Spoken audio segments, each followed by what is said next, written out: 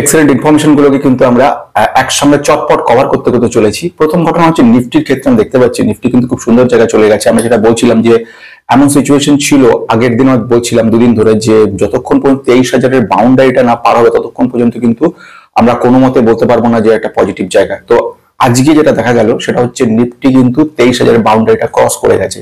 23,000-এর boundary cross করে কিন্তু এই জায়গা থেকে 23,075 তার কাছাকাছি জায়গায় পৌঁছে যাচ্ছে, বড় পজিটিভ জায়গা তৈরি করে দিচ্ছে। আমরা দেখলেই বোঝা যাচ্ছে বেশ কিছুদিন ধরে একটা সাপোর্ট তৈরি করেছিল মাঝখানে 22,700, সেটাকে ভেঙে নিচে গেছিল। নিচে যাওয়ার পরে কিন্তু তারপরে ওটা নিচের দিকে নামার পরে অনেকটা ডাউন হয়ে যায় এবং তারপরে আবার জাম্প করে এবং রিভার্স ব্যাক করে আমাদেরকে কিন্তু দেখাচ্ছে একটা পজিটিভ এবং ইন্টারেস্টিং ভিডিওটার মধ্যে আমরা বেশ কিছু বিষয় নিয়ে কথা বলার রয়েছে।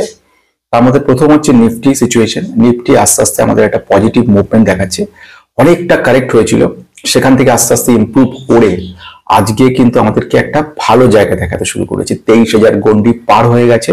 এবারে নেক্সট টার্গেট মোটামুটি দাঁড়াচ্ছে সেটা হচ্ছে 23,200। তো 23,200 গন্ডিটা পার হওয়ার পরে, যেটা আমি ইয়েলো কালারে দেখে বুঝতে পারছো এটা, তো সেই গন্ডিটা পার হওয়ার পরে কিন্তু আমাদের একটা জোয়ার আসার সম্ভাবনা রয়েছে পজিটিভিটির। আমি প্রশ্ন আসছে যে প্রথম ঘটনা সেটা হচ্ছে পজিটিভিটির হওয়ার পিছনে কারণ কি কি রয়েছে সেটা একটু দেখার ব্যাপার রয়েছে।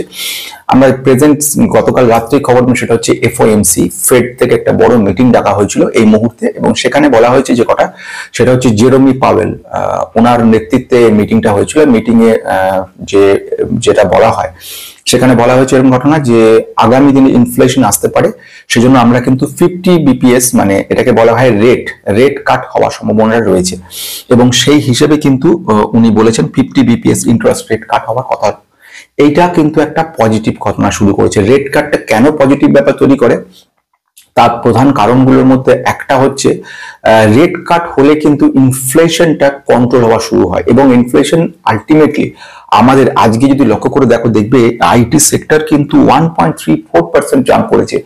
যে আইটি সেক্টরের স্টকগুলো প্রত্যেকটা ইমপ্রুভ হচ্ছে। এতদিন আইটি সেক্টর আমরা দেখছিলাম নেগেটিভ, কিন্তু আইটি সেক্টরে তো ইমপ্রুভমেন্ট হওয়ার পেছনে যে কারণটা রয়েছে সেটাই কিন্তু খুব ইন্টারেস্টিং। সেটা যেটা বক্তব্য সেটা হচ্ছে যে আমাদের ভবিষ্যৎ অর্থাৎ আইটি ইন্ডাস্ট্রিজ পুরোপুরি কিন্তু দাঁড়িয়ে রয়েছে, সেটা কিন্তু এর ওপরে দাঁড়িয়ে রয়েছে আমাদের ইউএস এর ওপরে, বিশেষ করে ইউরোপের ওপরে দাঁড়িয়ে রয়েছে। ফলে এই জন্য আমরা দেখতে পাচ্ছি যে এই মার্কেটের ক্ষেত্রে কিন্তু একটা বড় আশাজনক ঘটনা দেখাতে পারে এবং সেটা হচ্ছে কিন্তু এই আইটি সেক্টর ইমপ্রুভমেন্ট। আজকে যদি দেখে নিই আমি এইচসিএল টেকনোলজি 1.68% জাম্প করেছে এবং শুধু এইচসিএল বলে না, টিসিএস, কেপিআই টেকনোলজি এবং কম বেশি সমস্ত কোম্পানি আইটি সেক্টর কোম্পানিগুলোর ক্ষেত্রে দেখতে পাচ্ছি আমরা একটা পজিটিভ মুভমেন্ট করছি। রেজাল্ট আমরা দেখতে পাই সেটা হচ্ছে বিভিন্ন আইটি সেক্টরগুলোতে। আইটি সেক্টরের মধ্যে যে সমস্ত এইচসিএল টেকনোলজি আজকে 1.84% জাম্প করেছে। বেসিক্যালি কি হয়েছে, যখনই একটা ইনফ্লেশনটা কমা শুরু হচ্ছে তখনই আমরা একটা পজিটিভিটি দেখতে পাবো। তাহলে এটা একটা বোঝা গেল পয়েন্ট। এবার আসা যাক ইম্পর্টেন্ট পয়েন্টের দিকে। আমরা দেখতে পাচ্ছি পলিক্যাপ প্রায় 7% ডাউন, কেইআই 12% এর কাছাকাছি ডাউন এবং হ্যাভেলস 5.4%। কেন, অর্থাৎ কেবলস এন্ড ওয়্যার সেক্টরটা এত ডাউন হয়ে গেল কেন? তার একটা সবচেয়ে বড় ইন্টারেস্টিং পয়েন্ট যদি আমরা দেখি, কেইআই ইন্ডাস্ট্রি আমরা দেখতে পাচ্ছি প্রায় প্রচুর ভাবে ডাউন হয়েছে। শুধু আজকের একদিনের মধ্যে 13% বেশি ডাউন হয়ে গেছে। আমি যদি দেখি এছাড়াও পলিক্যাবের ক্ষেত্রে সেখানেও আমরা দেখতে পাচ্ছি অনেকটা ডাউন, প্রায় 8%-এর উপর ডাউন রয়েছে, 8.63% ডাউন রয়েছে।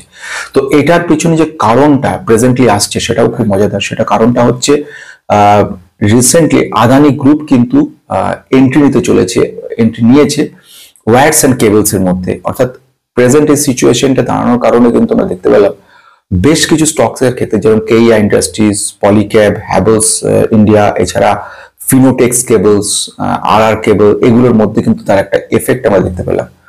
তো এইটা একটা বড় ব্যাপার রয়ে গেছে এবং সেই কারণের জন্য এবং এখানে এদেরকে একটা বড় কম্পিটিশনের সামনে পড়তে হবে, এটা একটা ব্যাপার রয়ে গেছে। ফলে এই একটা কিন্তু কারণের জন্য আমরা দেখতে পেলাম যে মার্কেটে এটা একটা নেগেটিভ ইম্প্যাক্ট তৈরি করলো।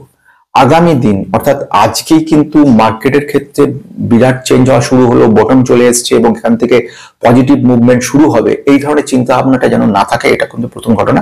কারণ পজিটিভ মুভমেন্ট কিন্তু এইভাবে হচ্ছে না। পজিটিভ মুভমেন্ট তৈরি করতে গেলে কিন্তু অনেকটা পজিটিভিটি দরকার। ফাইন্যান্স এফআইআই যারা, তারা কিন্তু এখনো কিন্তু সেল করে চলেছে, এটাও কিন্তু একটা নেগেটিভ ব্যাপার। মানে এই মুহূর্তে আমি যদি দেখে নিই, পজিটিভ ব্যাপার বলতে এক্ষুনি আমাদেরকে তেমন ভাবে কিন্তু খুব বেশি পজিটিভিটি দেখাতে পারছে না আমার বাজার তখনই পজিটিভ ব্যাপার আসবে যখন আমাদের দেখতে পারবো নেক্সট যে Q4 রেজাল্ট সেটা পজিটিভ আসছে। আমরা তখনই দেখবো যখন আমরা এমন একটা যে জায়গা দেখতে পারবো সেখানে আমাদের জিডিপি গ্রোথ বেটার হচ্ছে, ট্রেড ট্যারিফ ব্যাপারগুলো একটু পজিটিভ জায়গা তৈরি করছে, এবং এক্সপেকটেশন অনুযায়ী আমাদের আগামী দিন যে ইকোনমিক গ্রোথটা সেটা বেটার জায়গায় যাচ্ছে, আনএমপ্লয়মেন্টটা যেটা কমছে, এই সমস্ত পয়েন্টগুলোকে কি ফ্যাক্টর বলে, এগুলোকে কি ফ্যাক্টরগুলো যতক্ষণ পর্যন্ত না আসবে ততক্ষণ পর্যন্ত কিন্তু আমরা বলতে পারছি না যে এখনই আমরা একটা বিরাট জায়গায় চলে যেতে পেরেছি। এক্সপেকটেশন রাখছি আগামী দিনে বেটার জায়গায় যাবে, আমরা আশা করব অনেকই পজিটিভ ব্যাপার আমরা এক্সপেক্ট করতে পারবো। তো আজকে অনেক পজিটিভ এক্সপেকটেশন নিয়ে শেষ করছি। নমস্কার।